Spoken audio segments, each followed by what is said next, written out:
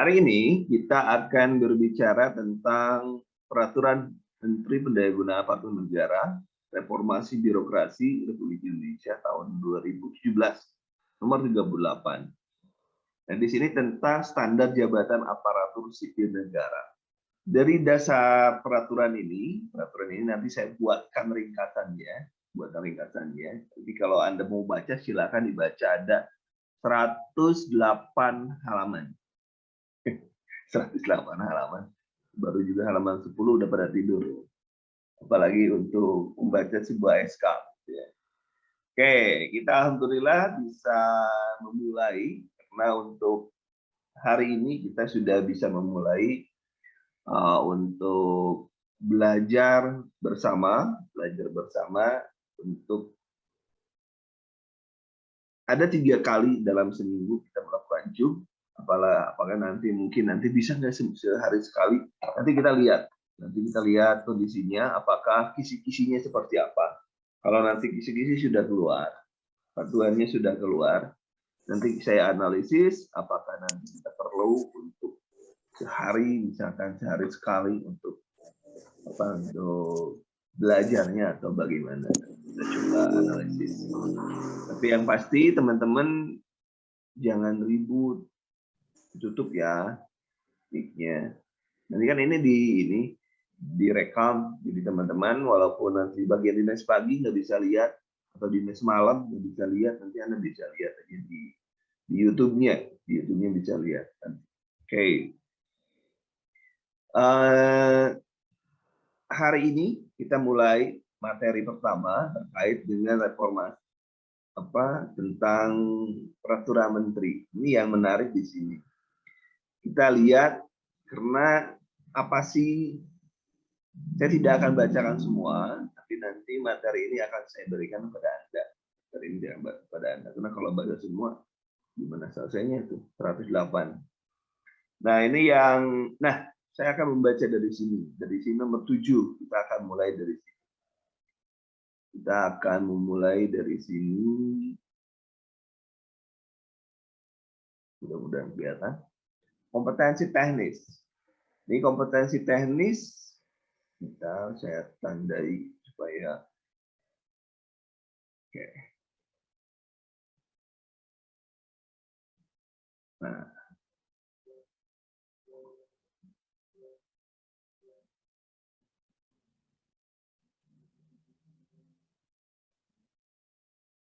Nah, ini kompetensi teknis. Kita ulangi, kompetensi teknis adalah pengetahuan, keterampilan, dan sikap perilaku yang dapat diamati, diukur, dan dikembangkan yang spesifik terkait dengan bidang teknis jabatan. Jadi maksudnya begini, kompetensi teknis itu menguji teman-teman terkait dengan pengetahuan dan keterampilan serta sikap. Jadi itu standarnya bahwa pengetahuan dan sikap itu, keterampilan itu akan diukur. Jadi ini yang membedakan antara SKB dengan P3K.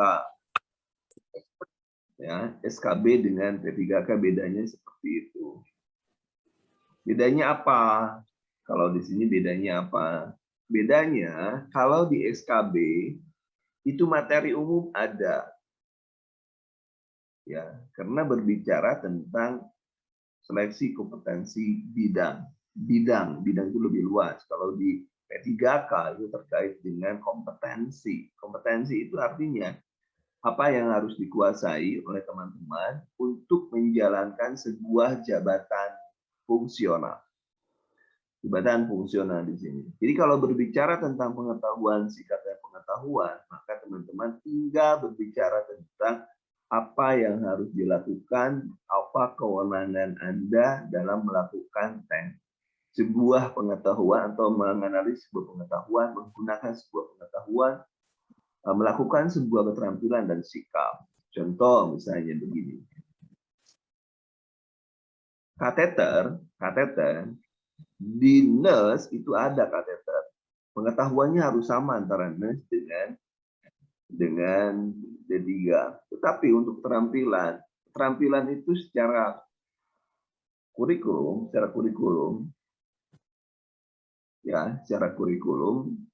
itu lebih banyak di D3 dibanding S1. Ya, lebih banyak di S1. Nah, ini jadi masalah dalam artian jadi masalah itu yang membedakan. Tetapi kateter di S1 ada, kateter di D3 ada. Kalau semua sama-sama dua-duanya adalah sama-sama memiliki body of knowledge-nya sama, artinya pengetahuannya sama, atau dasar keilmuannya sama, artinya D3 dan S1 seharusnya memiliki pengetahuan yang sama.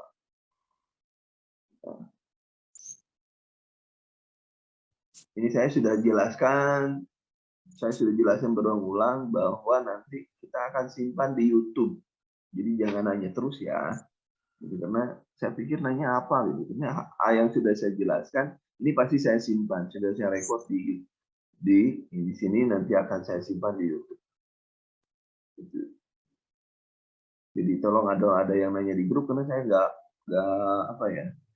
sempat memberikan penjelasan ke teman-teman yang ada di grup. Tolong dikasih tahu aja bahwa nanti ini ada di YouTube. Semua Zoom biasanya saya simpan di YouTube, cuman waktunya saya minta waktu saja karena saya harus ngeditnya dulu. Kayak gini kan nggak mungkin saya jelaskan di dalam YouTube kan.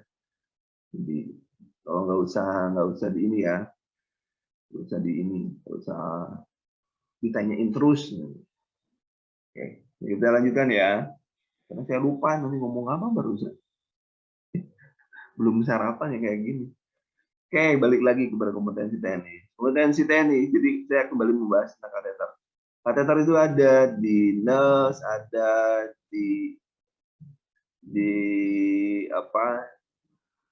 D3 juga ada. Yang membedakannya apa? Yang membedakan cuma satu, paket soal. Paket soal itu bagaimana artinya? Yang D3 lebih banyak keterampilannya, yang S1 lebih banyak ke analisisnya. Soalnya sama saja, cuma yang membedakan paket soal saja yang membedakan. Itu saja. Tetapi kita tidak akan pernah tahu, kita bukan panitia seleksi kok. Kita tidak akan pernah tahu yang soal itu yang keluar yang mana, kita tidak tahu. Caranya bagaimana? Kemarin sudah saya jelaskan di YouTube pun ada, di short YouTube, dijelaskan apa keterampilan apa yang harus Anda kuasai, minimal 10 keterampilan yang harus Anda kuasai dari mulai cuci tangan sampai dengan postur drainase. Nanti ada di YouTube ya, YouTube channelnya, tinggal YouTube, cari di belakang dulu ya, dan lihat sana. Jadi ada semuanya. Silakan dicek ke bawah, banyak video yang saya siapkan. Nanti termasuk video ini pun akan saya jelaskan, ya, akan saya jelaskan. Oke. Kemudian yang selanjutnya kompetensi manajerial. Kompetensi manajerial itu apa? Kompetensi manajerial adalah pengetahuan, keterampilan, sikap yang dapat diamati, diukur, dikembangkan untuk memimpin dan atau mengelola organisasi. Nah, di sini yang harus Anda address atau Anda perkuat di sini nih. Ada ini nih. Saya kasih save. Nah, di sini nih mengelola organisasi. Di sini memimpin. Di sini dijelaskan. Nah, di sini ada memimpin, kata memimpin dan mengelola unit organisasi. Apa poin penting yang harus Anda kuasai? Ini poin penting secara kasar, berdasarkan yang saya baca dari kompetensi level 1 sampai level 5 ya. Ini bahwa Anda harus mengutamakan kepentingan organisasi. Itu saja prinsipnya. Tidak ada hal yang lain bahwa Anda harus mengutamakan kepentingan organisasi dibanding kepentingan yang lainnya. Kecuali tentunya secara kemanusiaan, misalnya ada yang sakit dan lain sebagainya, itu hal yang wajar. Nah, sekarang perbedaannya apa? Perbedaan dengan yang di sosiokultural. Perbedaan. Nah, kalau di sosiokultural itu sifatnya adalah, ini bentar saya hapus dulu ya. Di sosiokultural terkait dengan ini bermasyarakat, dan jabatan Anda sebagai orang yang harus mempererat. Saya bacakan untuk sosiokultural, pengetahuan, keterampilan, dan sikap yang dapat diamati, diukur, dikembangkan terkait dengan pengalaman berinteraksi. Jadi di sini Anda bagaimana Anda harus berinteraksi dengan orang lain. Kuncinya bagaimana kuncinya? Kuncinya bahwa Anda nanti harus menjadi orang yang bisa mempererat persatuan dan kesatuan, karena nilai Indonesia itu terdiri dari agama, suku, budaya, perilaku, wawasan kebangsaan, etika, moral, nilai, emosi, dan prinsip yang berbeda-beda dari satu suku dengan suku yang lainnya, dan itu Anda harus menjadi mempererat sebagai orang penghubung. Tidak boleh Anda menjadi sebagai ANS, tidak boleh menjadi malah pemecah bangsa.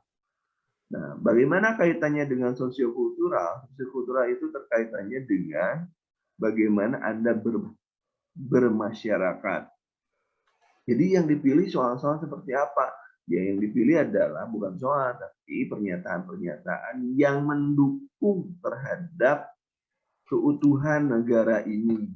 Itu yang harus Anda jawab, ya, terus Anda pilih. Nah, ini banyak sekali di permen tersebut, banyak sekali bisa Anda baca, kemudian ada jabatan, istihad jabatan, dan lain sebagainya. Saya tidak akan membahas itu, tapi yang saya ingin atau saya akan ajak Anda ke sini, ke bawah, karena di sini ada tugas-tugas orang per orangnya ya, tidak ada apa ya, tidak harus Anda baca semua. Nah, bentar.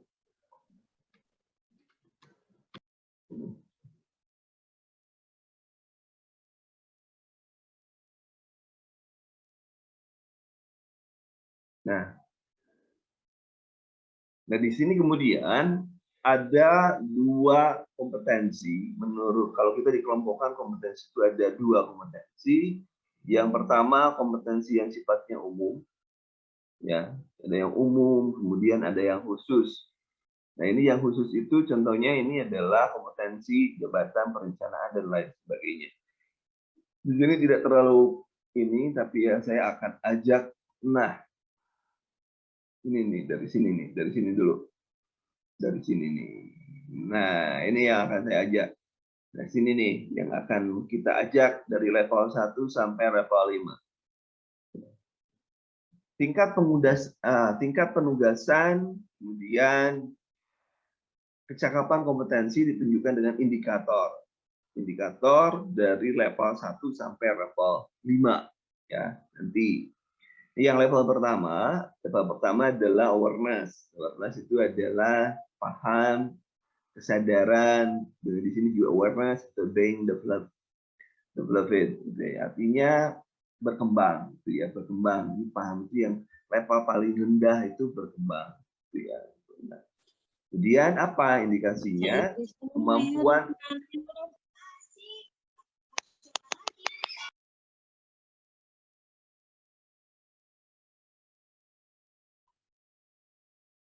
level 1 adalah paham, pengembangan, awareness, the being developed. Kriterianya,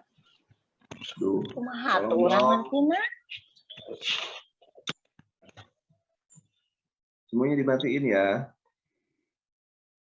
Tekniknya.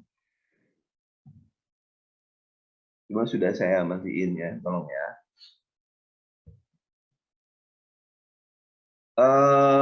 Yang pertama, mengidentifikasi kemampuan pelaksanaan tugas teknik secara sederhana dengan proses dan aturan yang jelas, memerlukan pengawasan langsung, bantuan dari orang lain. Ini yang paling dasar, jadi Anda sudah tidak harus seperti ini, karena di keperawatan Anda harus sudah bisa mengerjakan sendiri, tidak harus memerlukan pengawasan langsung, jadi levelnya sudah bukan level 1 lagi, level 1 harus sudah terlewati. Kemudian mengidentifikasi penguasaan pengetahuan keterampilan yang tidak memerlukan pelatihan khusus, mengidentifikasi memiliki pemahaman dasar terhadap prinsip, teori, dan praktek, namun masih memerlukan pengawasan langsung. Ini mungkin levelnya level mahasiswa lah ya. Ini level 1. Kemudian mengidentifikasi kemampuan bertanggung jawab atas pekerjaan sendiri. Level 2 itu level basic, kemampuan melakukan kegiatan tugas teknik, prosedur, dan metode kerja yang sudah baku. Jadi ini basic itu Anda melaksanakan SOP itu yang sudah baku, harus sudah bisa, itu basic banget, ya. Mengidentifikasi pemahaman tentang prinsip teori dan praktek pelaksanaan tugas tanpa bantuan. Nah, ini yang sifatnya mandiri, misalnya contoh yang mandiri, basic itu berarti membersihkan tempat tidur dan lain sebagainya.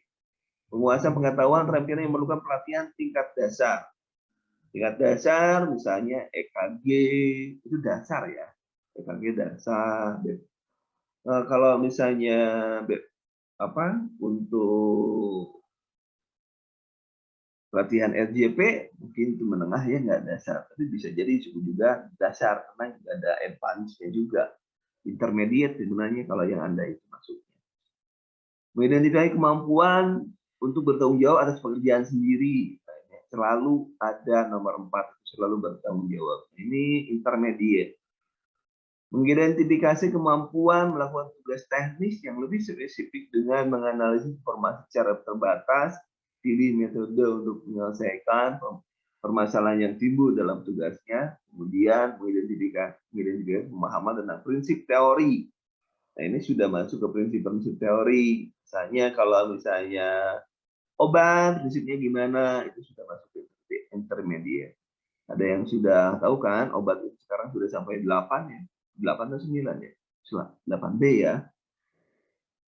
Dari mulai 5B, sekarang sudah 8B. Anda ada yang belum tahu 8B apa saja?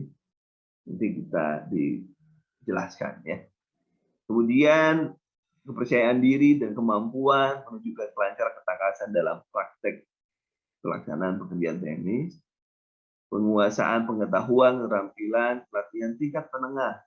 Nah, itu BT, BT, BC, LS itu. Kemudian advance atau mumpuni.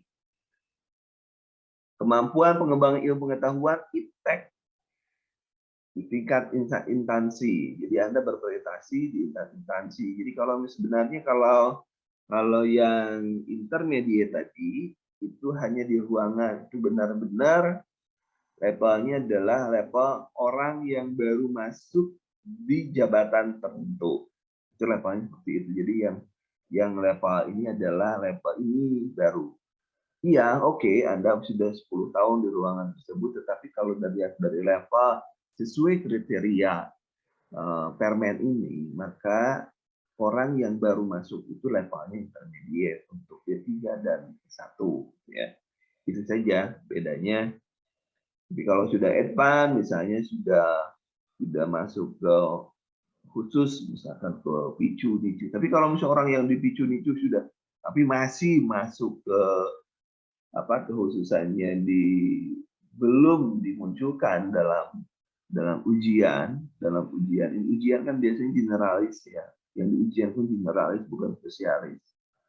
Jadi Anda harus paham dari mulai teori-teori dasar. Kalau sudah spesialis, Anda spesialis misalkan khusus kompetensi untuk naikkan jabatan di hemodialisa, itu hemodialisa kan semua. Tapi kalau misalnya yang sifatnya umum kayak seperti sekarang adalah P3K, artinya itu menjadi masih generalis. Jadi soal-soalnya dari mulai anak sampai dengan KMB sampai dengan gerontik ada soalnya ya.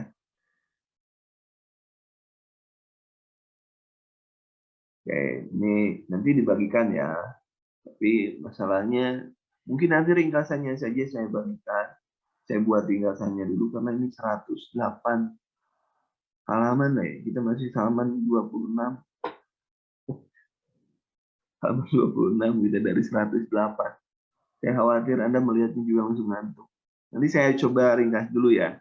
Sudah saya siapkan nanti. Mungkin hari ini saya coba meringkas apa yang harus Anda kuasai. Sebenarnya ini tidak harus Anda kuasai. Anda hanya tahu saja sebenarnya. Karena di sini tidak ada. Karena sebenarnya ini digunakan untuk membuat soal. Membuat soal untuk menganalisa. Itu saja masalahnya. Nah, itu tadi sudah. Level 5, expert. Nah, ini kan nasional dan internasional. Bedanya itu saja. Kalau yang tadi itu Anda di instansi, nanti kalau Anda sudah beberapa tahun, level 4, Anda harus misalnya aktif di komisariat, PPNI, dan lain sebagainya, artinya Anda sudah masuk ke level 4. Tapi kalau Anda sudah aktif menjadi pengurus PPNI nasional, atau internasional, itu sudah level 5. Bedanya gitu saja. Bedanya gitu saja. Expert itu, Anda sudah expert. Nah, kemudian, setiap unsurnya kompetensi disusun ada format khususnya penilaian, tetapi tidak untuk kita bahas hari ini. Saya akan menunjukkan yang level 1 apa, level 2 apa. Sebentar. Saya pun harus mengecek ke bawah. Panjang benar misalnya ini.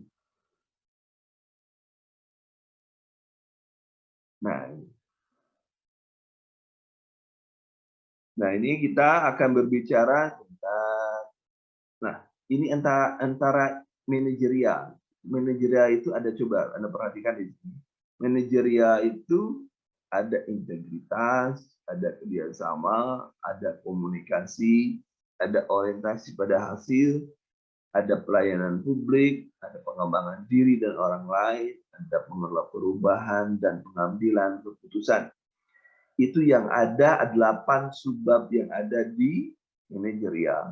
Nah, ini sudah ya di videonya sudah saya berikan sebenarnya. Dan kalau Anda ingin tahu apa saja sih sumbernya dari mana ini sumbernya.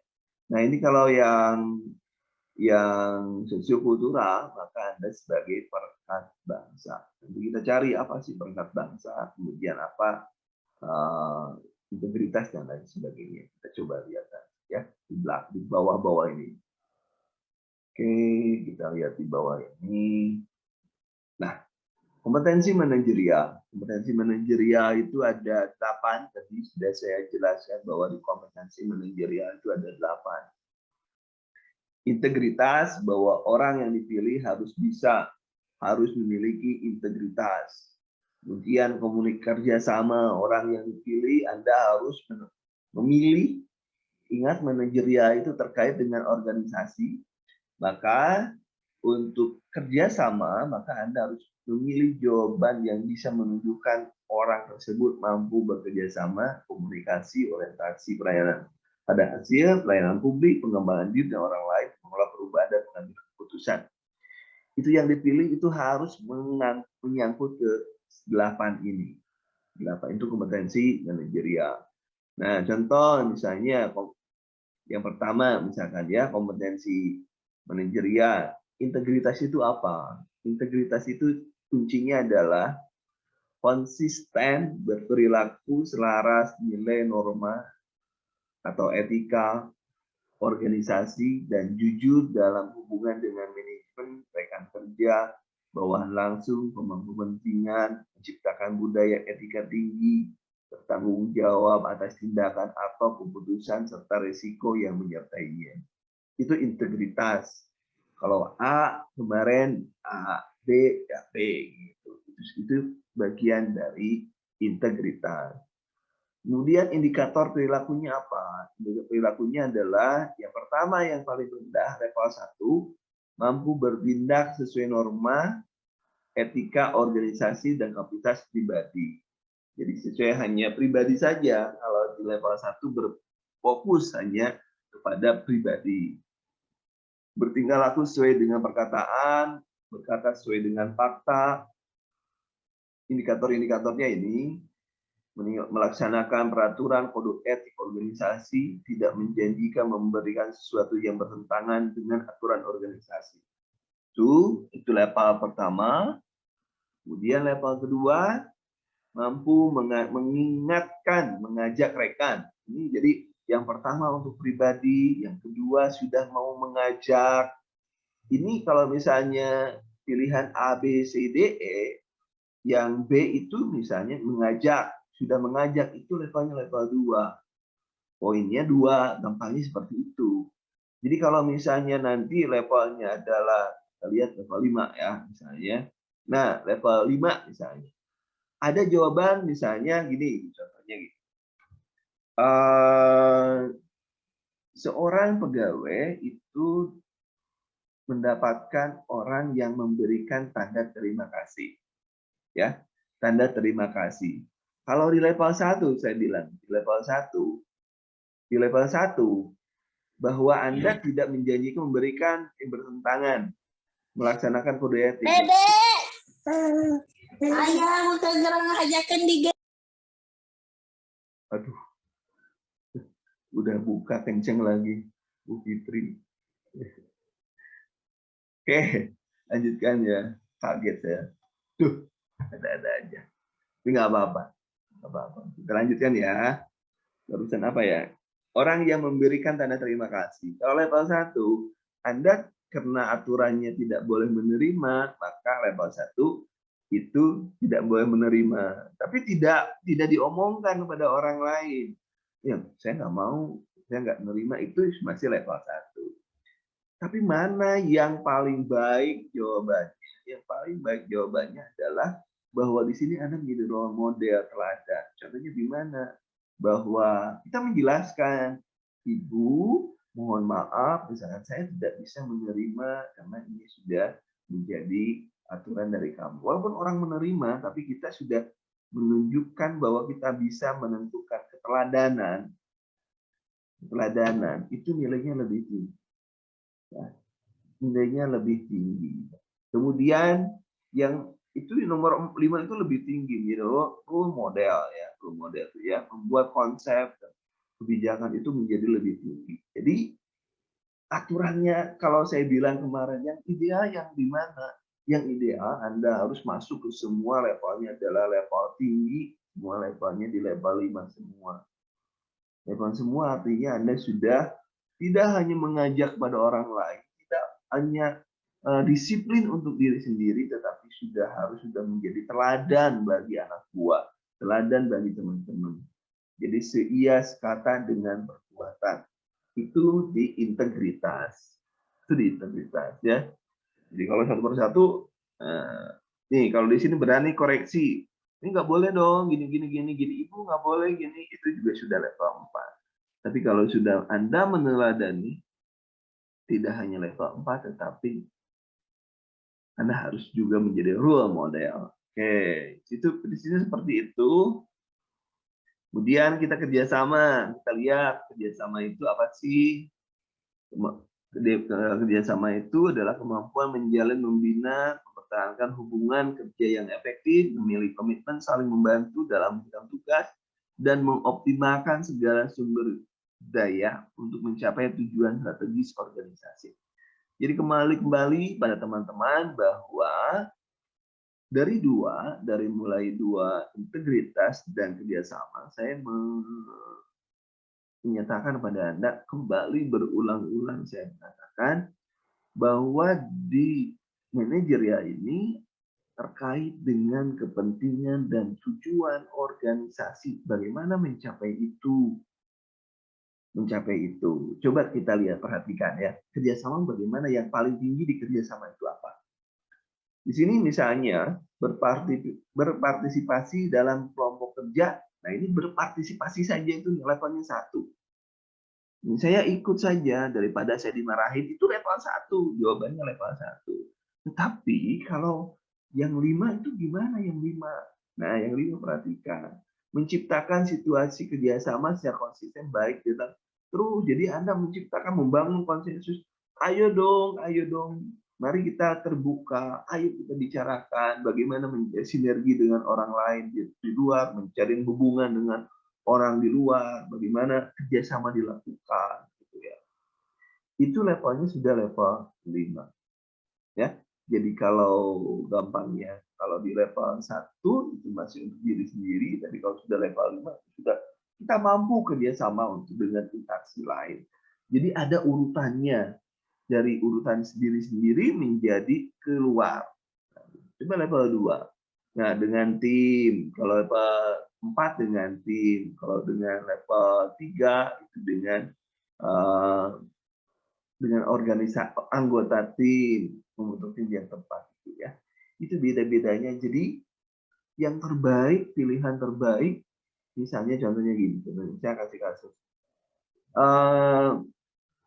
Di kantor saya itu ada kegiatan, akan diadakan kegiatan 17-an. Sekarang udah September ya, nggak apa-apa lah, bukan Septemberan, 17-an. Maka sikap yang paling baik adalah yang Anda pilih, yang pertama itu misalnya mengikuti kegiatan. Yang kedua misalnya yang kedua membantu mempersiapkan teman-teman, membantu mempersiapkan kegiatan, membantu. Kemudian yang level 3 bersama-sama membentuk tim, mengevaluasi, membentuk tim, misalnya membentuk tim yang efektif untuk mempersiapkan diri sebagai panitia. Sebagai panitia sudah levelnya sudah level 3. Nah, kemudian menghubungkan antara satu panitia dengan panitia lain, dengan lembaga lain, levelnya level 4. Ya. Bagaimana kaitannya dengan soal? Dengan soal kan tidak mungkin semua level ada, tapi paling di soal yang pertama misalnya saya tulis misalnya supaya Anda paham ya. Yang pertama misalnya pilihan A, misalnya ikut kegiatan. Bentar, saya tulis begini. Di kantor ada kegiatan 17-an misalnya. Maka sikap Anda adalah salah satu menolak, misalkan itu menolak, misalkan bisa saja seperti itu ya. Cuma satu bukan satu menolak, bisa menolak ikut kegiatan, menolak karena misalnya ikut kegiatan karena bentrok dengan acara di RT misalnya bentrok dengan acara di RT. Itu nomor B, misalnya ikut sebagai peserta. Kemudian C, misalkan C, ikut daripada misalnya marahin bos misalnya. Nomor ini soalnya sudah soal mendadak ya. Nomor D, misalnya ikut menjadi peserta lomba. Misalkan nomor E, misalkan ikut serta dan mengajak teman-teman untuk proaktif dalam kegiatan. Nah, ini misalkan ada pilihan seperti ini dalam soal, misalkan bahwa dalam soal di kantor Pak saya ada kegiatan 17-an yang itu melibatkan beberapa divisi atau beberapa seksi atau beberapa departemen misalnya soalnya. Jawaban A atau pernyataan A misalnya menolak karena ada kegiatan bentrok. B misalnya ikut sebagai peserta, artinya hanya sebagai peserta saja. Kemudian C ikut daripada dimarahin bos. Jadi nomor B itu lebih baik daripada nomor C. Kalau ikut saja itu adalah kehendak pribadi, kalau yang dimarahin bos artinya takut bukan kesadaran. Jadi yang sadar itu lebih dihargai daripada yang takut dimarahin. Kemudian D ikut menjadi peserta lomba, artinya sebagai peserta, ya peserta kan tidak bisa jadi penonton, bisa jadi hanya ikut-ikutan saja. Tapi kalau ini lebih aktif lagi, lomba. Kalau lomba itu lebih baik daripada hanya sebagai peserta. Karena di dalam lomba ada yang harus dilakukan dalam meningkatkan harkat derajat dari divisi Anda atau departemen Anda. Yang E, ikut serta dan mengajak. Nah, di sini ada keteladanan, di sini ada nilai yang utama, di sini lebih baik. Caranya bagaimana supaya Anda bisa membedakan mana yang lebih baik, mana yang tidak. Begini caranya. Di sini ada 1, 2, 3, 4, 5. Ada 5 orang, ada 5 karakter, ada 5 ciri-ciri orang. Pada saat kegiatan ada orang yang menolak. Pada saat kegiatan ada orang yang ikut sebagai peserta, ada saat kegiatan ada orang yang ikut kegiatan tapi karena takut dimarahin saja. Ada orang yang ikut lomba, dia senang dengan lomba, tapi juga selain ikut serta, ada orang yang mau mengajak, dia mau mempengaruhi orang lain secara proaktif. Jika Anda sebagai orang yang memiliki atau orang yang punya sebuah usaha, Anda sebagai pimpinan, maka Anda akan memilih orang yang mana? Orang A, orang B, orang C, orang D, atau orang E. Tentu, kalau saya sebagai pemilik bisnis, maka saya akan memilih dia atau orang yang nomor E. Kenapa? Karena kita sebagai pemilik bisnis tidak usah ngomong lagi, ayo dong, ayo kegiatan. Tapi kalau yang si E ini, dia ikut serta, tetapi dia juga bisa proaktif mengajak teman-teman. Dan itu yang akan saya pilih karena itu terbaik bagi organisasi saya. Ingat bahwa di kompetensi manajerial itu adalah terkait dengan organisasi. Sampai di sini, paham teman-teman? Paham. Nah, ya gitu ya. Bu Latif nggak ada ngobrol, barusan saya kaget. Oke, jadi pemilihannya seperti itu di manajerial. Bagaimana? Sama nggak dengan TKP kemarin? Sama, prinsipnya sama dengan kepribadian di CPNS. Tapi tahun 2000 sebagai informasi bersama bahwa menurut Bapak Kepala BKN itu kan tahun 2002 ini akan bisa jadi menjadi terakhir untuk CPNS. Karena ke depan ini menjadi P3K yang lebih diutamakan. Ya, kalau alam teman-teman tidak pernah tahu saya akan datang seperti apa. Sampai di sini penjelasannya lebih mudah ya, lebih bisa dimengerti daripada Anda mengisi soal. Paham Ibu? Mudah-mudahan paham ya. Yang sudah paham bilang yes aja di chat. Di sini. Jadi itu adalah bagaimana triknya untuk menjawab soal di manajerial.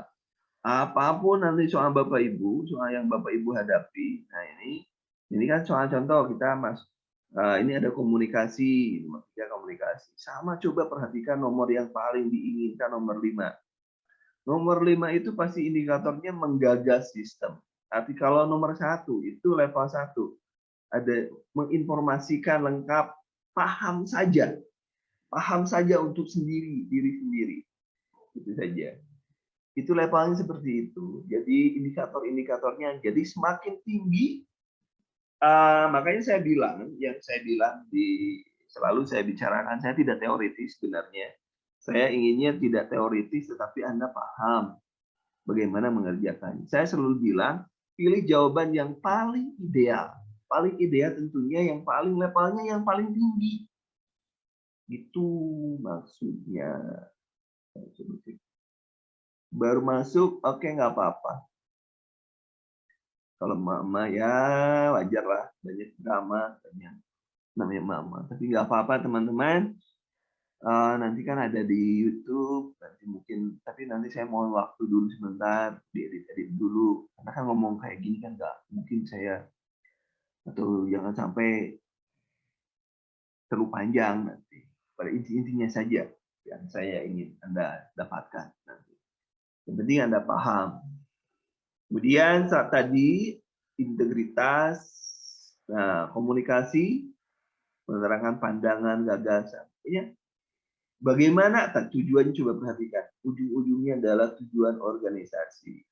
Jadi kalau di manajerial itu targetnya adalah bagaimana komunikasi itu bisa mencapai tujuan organisasi melalui komunikasi yang baik. Mempersuasi, coba perhatikan. Yang ini menyampaikan informasi jelas, lengkap, sama akurat gitu ya. Itu level 1. Kalau level yang lebih tinggi, level 2 aja. Aktif menjalankan komunikasi berkelas, mendengarkan orang lain, pesan respon sesuai dengan kemampuan, menyusun interpretasi. Nah, ini kalau sudah level 2, Anda bisa pidato dan lain sebagainya. Itu sudah level 2. Tapi kalau misalnya, ini kan hanya untuk level kompetensi. Nah, ini yang saya jelaskan adalah sebenarnya indikator perilakunya itu silahkan dibaca saja. Kalau saya sih menjelaskannya bahwa untuk kompetensi manajerial, Anda harus paham apa yang dimaksud dengan dari masing-masing kompetensi manajerial. Nah, ini selalu untuk keberhasilan organisasi. Jadi, gampangnya, mana jawaban dari setiap soal yang paling bagus untuk mencapai keberhasilan organisasi. Misalnya contoh, pada saat jam 12 pas, itu waktu istirahat Anda jam 12 sampai jam 1. Tapi tiba-tiba ada orang datang dari jauh, dia minta disegerakan. Kalau misalnya orang yang levelnya rendah, itu mengabaikan, karena ini, maaf Pak, ini sudah waktunya hilang, habis. Tapi kalau levelnya sudah tinggi, yang paling ideal, Anda selalu memberikan pelayanan, karena orientasi Anda pada hasil.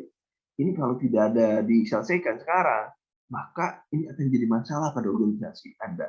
Nah, itulah kesadaran yang harus muncul dari orientasi pada hasil ini. Begitu, analisisnya begitu. Kalau yang lain samalah. Cara menganalisis panjang-panjang itu seperti itu. Jadi tidak ada pelayanan publik, kemudian yang lainnya, nomor 5 pelayanan publik, deskripsinya, juga ada pengembangan diri dan orang lain. Nah, di sini, coba di sini, saya menekankan adalah di sini. Nah, di sini yang harus, Anda menyempurnakan, menginspirasi orang lain. Nah, di sini.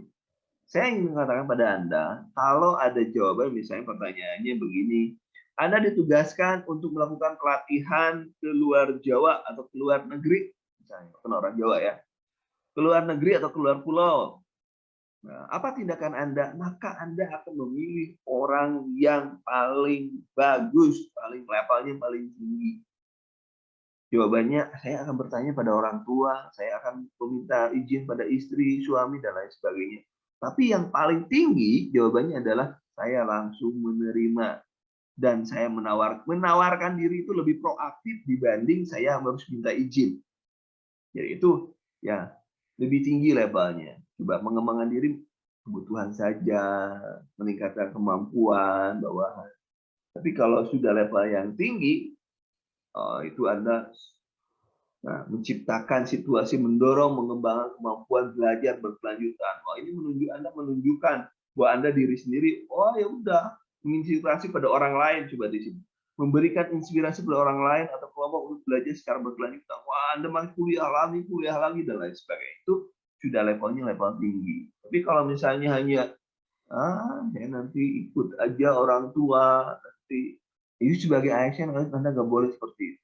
Di ASN nggak boleh, bukan di ASN, di ujian itu Anda nggak boleh memilih yang biasa-biasa saja, nggak boleh memilih yang biasa-biasa saja, tetapi milih yang luar biasa, yang paling bagus untuk organisasi, yang paling bagus untuk ideal. Makanya saya bilang kemarin, ini saya tulis kembali, saya akan menuliskan kembali, saya tulis, mengisi soal itu jangan itu sayur. Jangan pakai hati, gunakan logika. Nah, maksudnya gimana sih itu? Bosan ngomong itu. Nah, maksudnya begini. Di kompetensi manajerial, Anda